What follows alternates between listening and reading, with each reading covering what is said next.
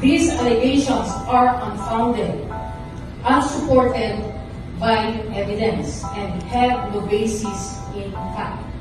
The Philippine Navy exercised due diligence upon learning again of these claims. A comprehensive verification was conducted, which include inspections and validations by our intelligence units. All findings consistently confirmed that Mr. Guteza, who was long been retired from the service, is not under the custody, protection, or safekeeping of the Philippine Navy or the Philippine Marine Corps. As a professional and disciplined institution, the Navy deeply respects and adheres to the Constitution, constitutional processes, including ongoing judicial and legislative inquiries. Will never harbor, conceal, or shield any individual from the law.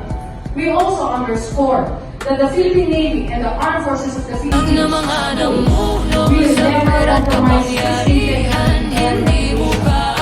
and those who help pusong fabricate stories and weaponize or use this information